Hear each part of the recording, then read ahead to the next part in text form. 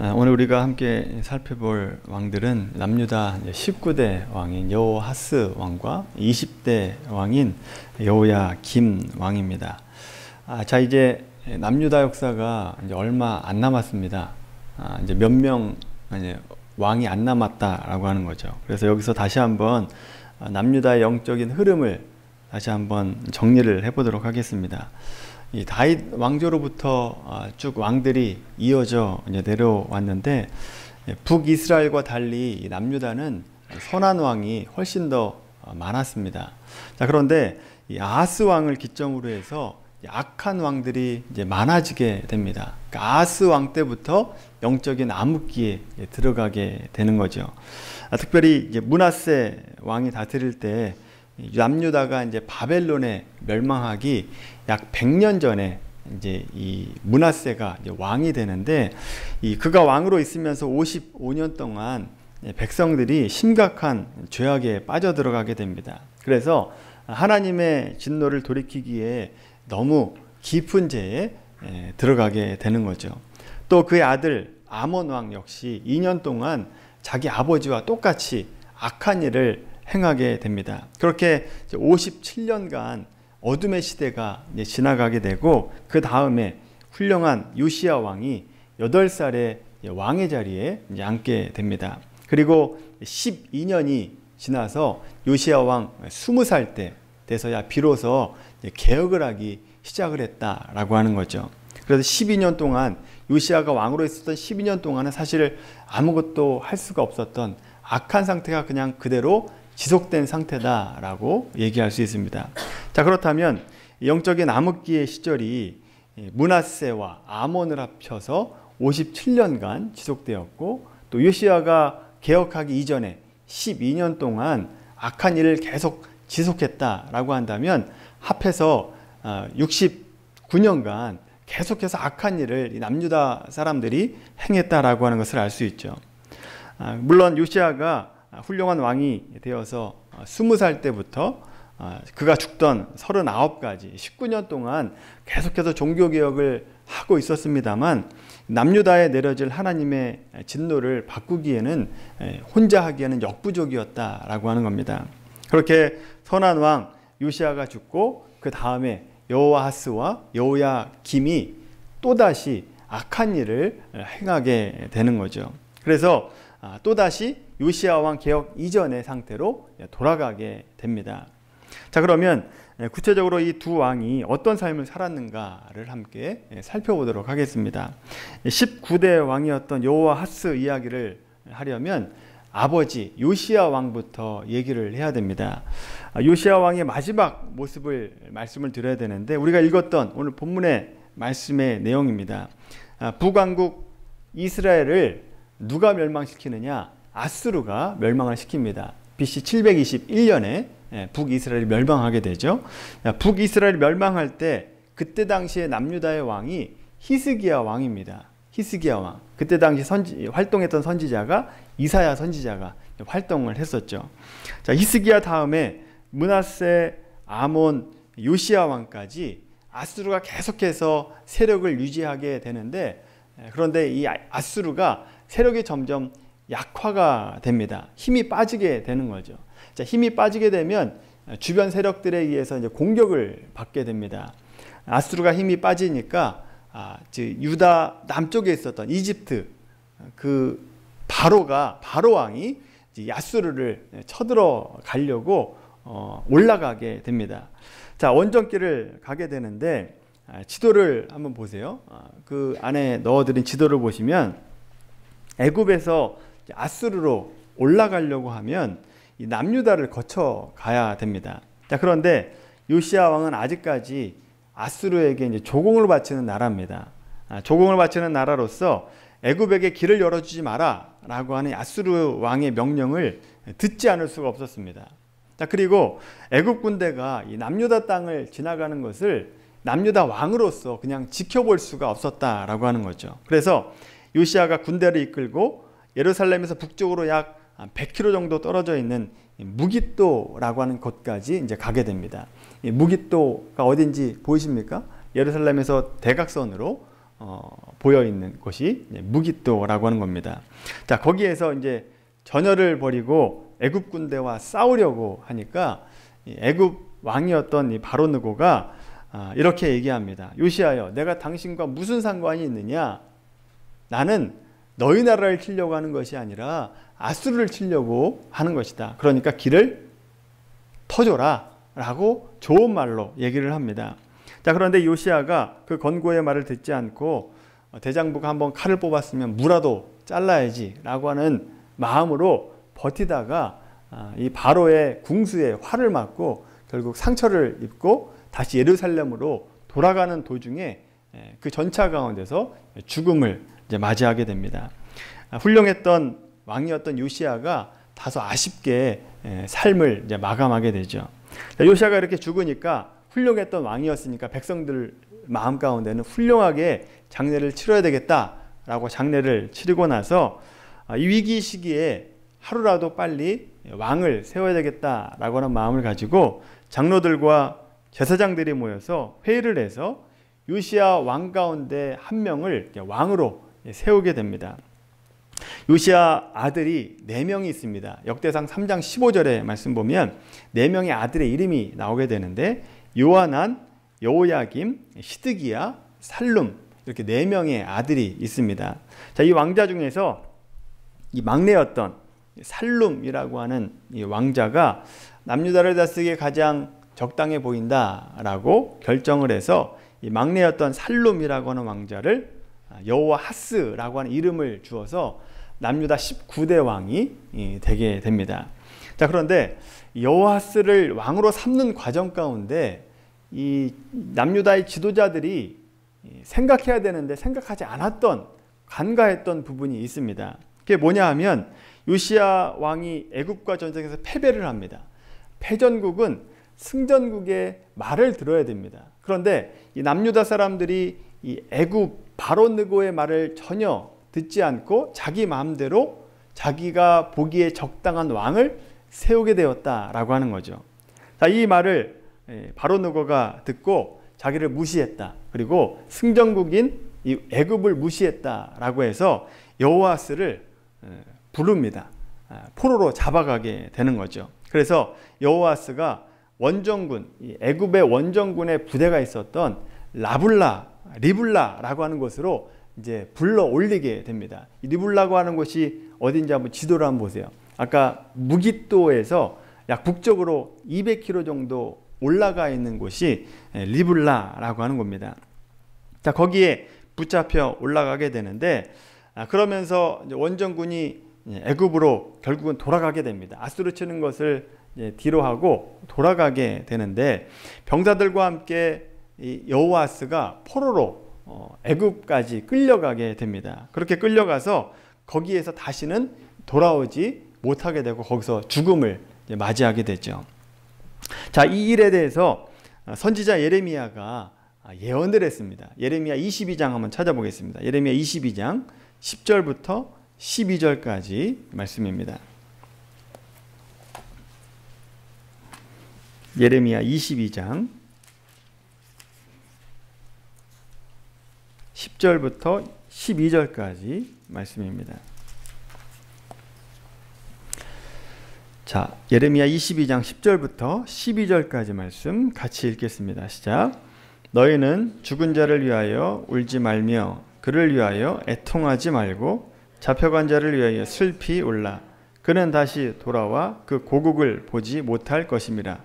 여호와께서 유다 왕 요시야의 아들 곧 그의 아버지 요시야를 이어 왕이 되었다가 그곳에서 나간 살룸에 대하여 이와 같이 말씀하시니라.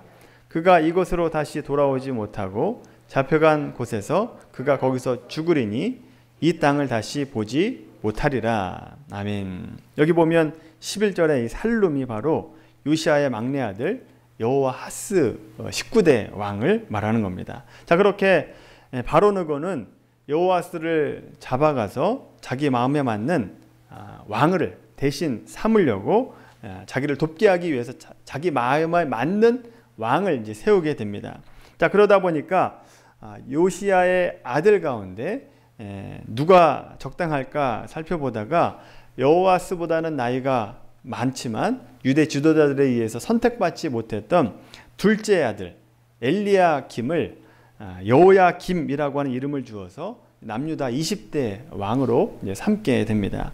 그러니까 20대 왕은 바로에 의해서 세워진 왕이다 라고 하는 거죠. 그래서 11년 동안 왕으로 있게 되는데 그 기간 동안 여호야김이 이제 악을 행하게 됩니다. 그래서 여호아스와 여호야김이 계속해서 악을 행하니까 하나님께서 그냥 내버려 두실 수가 없었습니다. 그래서 이 바벨론이라고 하는 나라를 준비시키고 계셨다라고 하는 거죠. 북이스라엘 정복하기 위해서 아수르가 쓰임받았고 남유다를 징계하기 위해서는 바벨론이라고 하는 나라를 사용하셨다라고 하는 거죠. 하나님께서 바벨론을 어떻게 사용하시는지 한번 볼까요? 이 바벨론 역사까지 봐야 돼서 머리가 좀 복잡할 수 있겠습니다만 이 남유다를 멸망시킨 나라였기 때문에 안 볼 수가 없습니다. 그래서 간단하게 바벨론에 대해서 우리가 함께 보자면 이 바벨론의 영웅이 하나 나타납니다. 나보폴라살이라고 하는 영웅이 주전 625년에 나타나게 되는데 남유다 역사로 보면 요시야 14년입니다. 요시야 왕 14년에 아수르의 지배를 받고 있다가 반기를 들고 독립을 선언하게 됩니다. 그래서 갈대아 사람들을 주축으로 해서 바벨론이라고 한 나라를 세우게 되는데, 자 그때부터 이 바벨론이 아수르 제국의 가시노루를 계속합니다. 게릴라처럼 아수르를 쳐들어가서 공격하고 계속해서 괴롭히게 되는 거죠. 그러다가 18년이 지난 다음에 607년경 여호야김 왕 3년째에 결국 이 바벨론이 아수르의 수도 니느웨를 장악하게 되면서 니느웨를 멸망시키고 바벨론이 그 지역을 이제 평정하게 됩니다.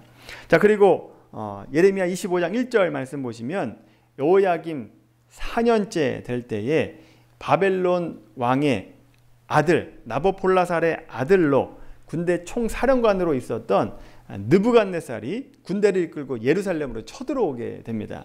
이 사건이 다니엘 1장 1절에도 나오게 됩니다. 그러니까 다니엘서가 어느 때에 쓰여졌는지 여러분 아시겠죠? 대충.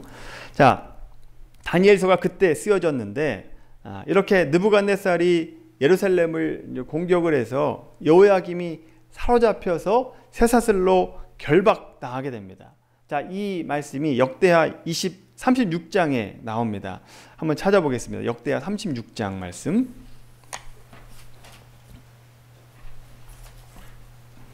열왕기하 다음에 있는 역대하 말씀입니다. 역대하 36장 6절부터 7절까지 말씀입니다.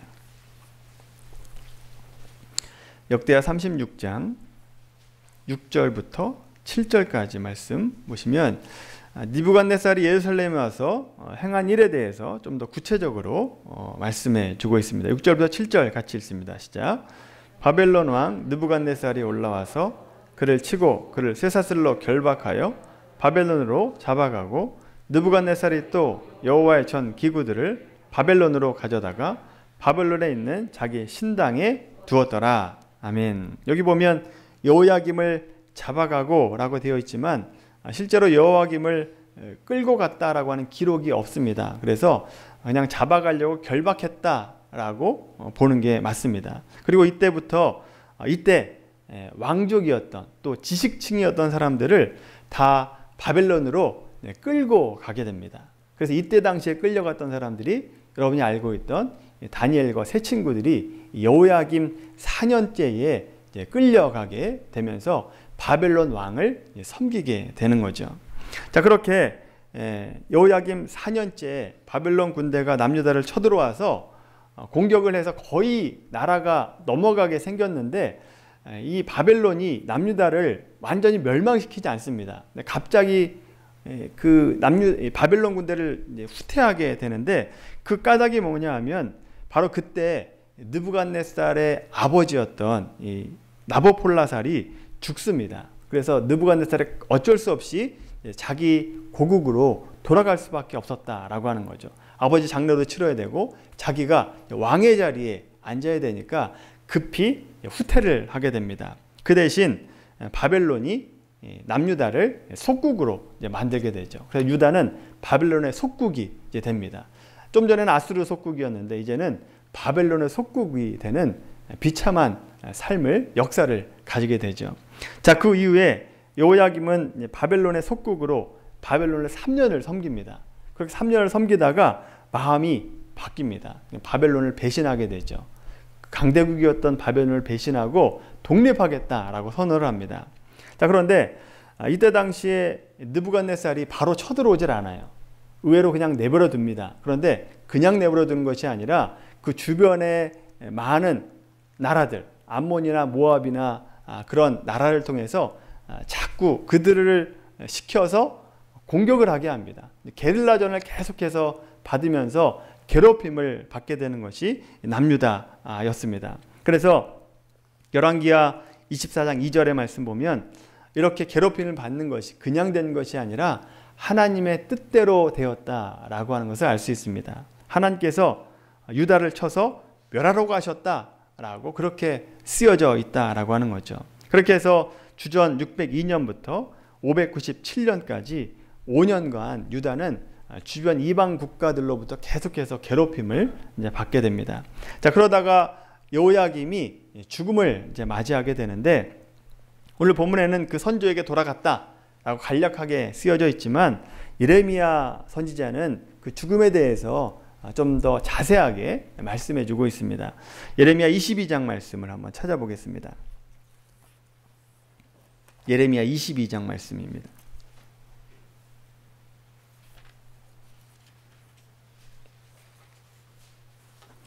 예레미야 22장 18절부터 19절까지 말씀입니다. 예레미야 22장 18절부터 19절까지 읽습니다. 그러므로 여호와께서 유다의 왕 요시야의 아들 여호야김에 대하여 이와 같이 말씀하시니라. 우리가 그를 위하여 슬프다 내 형제여, 슬프다 내 자매여 하며 통곡하지 아니할 것이며, 그를 위하여 슬프다 주여, 슬프다 그 영광이여 하며 통곡하지도 아니할 것이라. 그가 끌려 예루살렘 문 밖에 던져지고 나귀같이 매장함을 당하리라. 아멘. 자, 그 뒤에 다시 한번 볼까요? 또 예레미야 36장입니다. 예레미야 36장 30절부터 31절 말씀입니다. 예레미야 36장 30절과 31절 같이 읽습니다. 시작.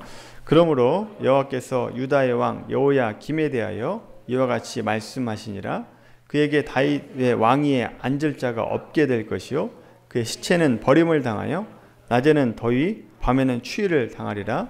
또 내가 그와 그의 자손들과 신하들을 그들의 죄악으로 말미암아 벌할 것이라. 내가 일찍이 그들과 예루살렘 주민과 유다 사람에게 그 모든 재난을 내리라 선포하였으나 그들이 듣지 아니하였느니라. 아멘. 자, 여호야김이 어떻게 죽는다는 거냐? 예루살렘 성 밖에 그냥 버려지게 된다라고 하는 겁니다. 그래서 낮에는 더위에, 밤에는 추위에 그냥 방치가 되는 죽음을 맞게 된다라고 하는 거죠. 그러다가 나귀 새끼 한 마리 그냥 길가에 묻는 것처럼 길가에 묻혀지게 됩니다. 자, 그리고 또 하나, 그의 자손 가운데 다윗 왕자에 앉을 자가 없다라고 하는 말씀도 예언하게 되죠. 이 예언대로 여호야김이 이제 제위 11년 만에 비참한 죽음을 맞습니다. 자, 그리고 여호야김의 아들 여호야긴이 왕의 자리에 앉습니다만 석 달 열흘 만에 바벨론 왕 느부갓네살에 의해서 잡혀가게 됩니다. 거기서 바벨론에 잡혀가서 37년 동안 포로로 있다가 거기에서 죽음을 맞이하게 되죠. 자, 그리고 누가 왕이 되느냐 하면 마지막 왕, 남유다의 마지막 왕 시드기야가 왕이 되는데, 이 시드기야는 여호야긴의 아들이 아니라 요시야의 아들입니다. 요시야의 셋째 아들이 마지막 왕의 자리에 앉게 되죠. 이 말씀대로 여호야김의 후손이 왕의 자리에 앉지 못하고 요시야의 아들이 사실은 왕의 자리에 앉게 되는 거죠. 이것이 예언서에 그대로 쓰여져 있고 또 그 말씀대로 역사 가운데 이루어졌다라고 하는 것을 우리가 함께 보게 됩니다.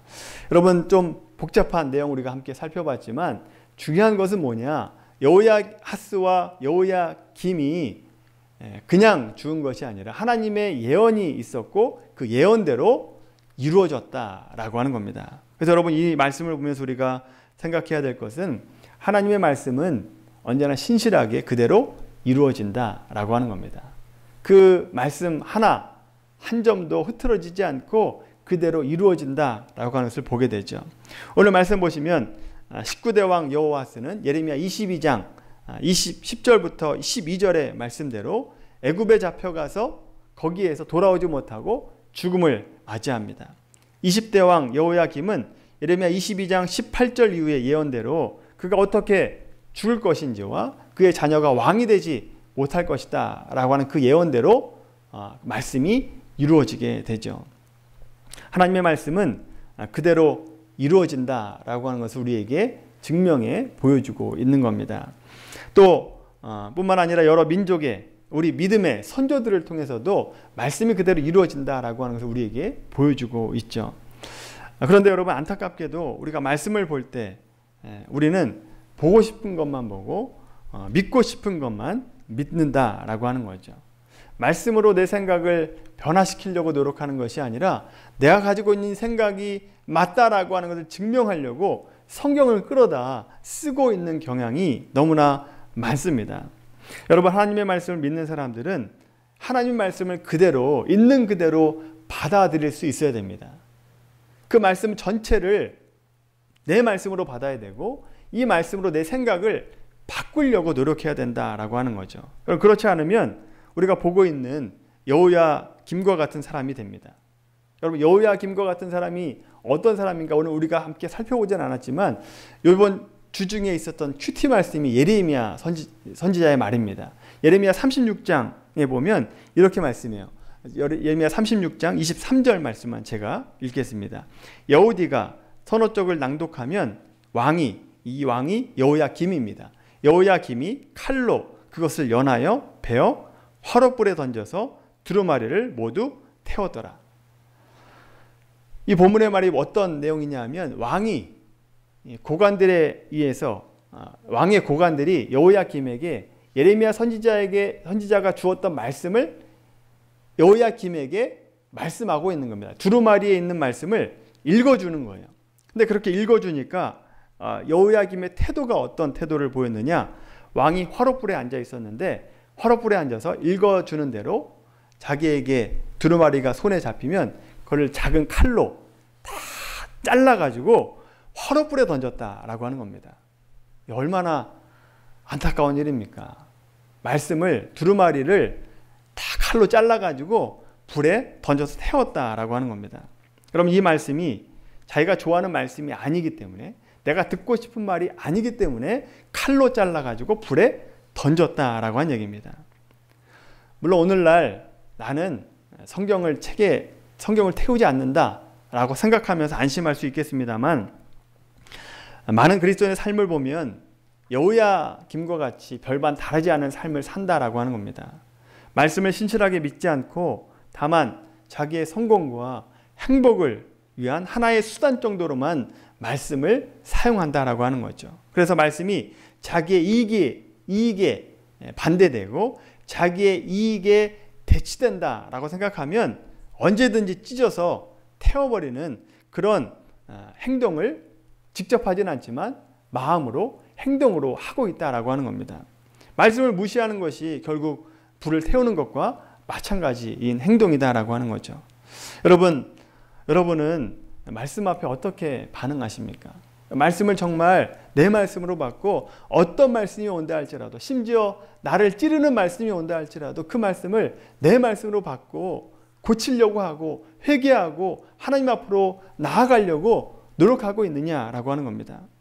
만약 여호야김과 같이 하나님 말씀을 가볍게 여기고 성경을 찢어버리는 것과 같은 행동을 한다라고 한다면 우리는 여호야김과 같은 심판을 받게 될 겁니다. 하나님께서 이미 불순종하는 자에게 내가 저주를 내리겠다라고 이미 성경에 약속하셨기 때문에 그렇습니다. 근데 여러분, 이 두 왕이 불순종함으로 하나님의 말씀대로 저주를 받았다라고 하는 이 말씀은 사실은 순종하는 자에게 소망의 메시지가 됩니다. 순종하는 자에게는 축복의 메시지가 된다라고 하는 거죠. 여러분 지난주에 말씀드렸던 신명기 28장의 말씀 보시면 순종하는 자가 받는 복과 불순종하는 자가 받는 저주가 나오게 됩니다. 그러니까 그 여호야하스와 여호야김은 하나님 말씀에 불순종했기 때문에 저주를 받게 되는 거죠. 근데 여러분 순종하면 어떻게 됩니까? 하나님 말씀에 순종하면 복을 받는다라고 하는 것을 이 두 왕을 통해서 우리가 다시 한번 확인할 수 있게 되는 거죠. 여러분 순종하는 자가 어떤 복을 받는가 한번 찾아볼까요? 한번 신명기 28장 말씀, 신명기 28장 말씀 한번 찾아보겠습니다. 신명기 28장 1절 말씀입니다. 신명기 28장 말씀을 보면 1절부터 14절까지가 순종하는 자가 받는 복인데 다 읽을 수는 없고 28장 1절부터 6절까지 말씀만 함께 보겠습니다. 신명기 28장 1절부터 6절까지 말씀 같이 읽습니다.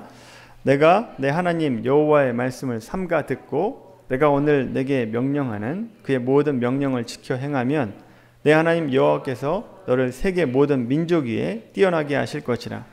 내가 내 하나님 여호와의 말씀을 청종하면 이 모든 복이 내게 임하며 내게 이르리니 성읍에서도 복을 받고 들에서도 복을 받을 것이며 내 몸의 자녀와 내 토지의 소산과 내 짐승의 새끼와 소와 양의 새끼가 복을 받을 것이며 내 광주리와 떡 반죽 그릇이 복을 받을 것이며 내가 들어와도 복을 받고 나가도 복을 받을 것이니라. 아멘. 여러분 얼마나 멋진 복들입니까? 여러분 하나님의 말씀은 반드시 성취됩니다. 반드시 이루어진다라고 하는 거죠. 믿어지지 않으면 역사를 한번 보십시오. 성경의 역사를 한번 보시고 기독교 역사를 한번 보십시오. 그 말씀 그대로 이루어지는 것을 우리가 눈으로 볼 수 있고 글로 읽을 수 있다라고 하는 거죠. 신실하신 하나님께서 말씀하신 것은 반드시 이루십니다. 왜냐하면 약속한 것은 이루시는 신실하신 하나님이시기 때문에 그렇습니다. 그래서 여러분 우리가 불순종해서 저주를 받았던 왕을 본받을 것이 아니라 순종해서 복을 받았던 사람들의 삶을 보면서 나도 말씀에 순종해야 되겠다. 나도 말씀대로 살아야 되겠다라고 다짐하는 우리 미랄교회 성도님들이 되길 바랍니다. 그래서 신명기 28장 1절부터 14절에 나왔던 이 복들을 다 받아 누릴 수 있는 복된 삶이 되길 바랍니다. 그런 인생이 되기를 예수님의 이름으로 간절히 축원합니다. 기도하겠습니다. 거룩하신 하나님, 남유다의 멸망이 이제 얼마 남지 않은 상황에서도 여전히 죄를 짓고 있는 여호야하스와 여호야김 왕의 모습을 보았습니다. 하나님 혹시 우리의 삶 가운데 이 두 왕과 같이 말씀에 순종하지 않는 모습이 있는지 없는지 돌아보게 하시고 회개하고 순종하는 삶을 살게 하여 주시옵소서. 그래서 신실하게 하나님께서 약속하셨던 신명기 28장에 순종하는 자들이 받는 복들을 다 받아 누릴 수 있는 은혜를 우리 삶 가운데 허락하여 주시옵소서. 우리 한 번 더 기도할 때 아픈 부위에 여러분 손을 얹고 기도하시고 또 영적으로 아픈 분들 또 간절한 기도 제목이 있는 분들은 여러분 가슴에 손을 얹고 기도하도록 하겠습니다. 여러분은 여러분의 믿음을 보시고 하나님께서 역사하실 것입니다. 그 믿음을 믿음으로 손을 얹으시고 신실한 하나님께서 우리에게 역사하실 것을 기대하고 소망하는 마음으로 기도하도록 하겠습니다. 하나님, 우리 아픈 몸과 아픈 영혼을 위해서 기도합니다.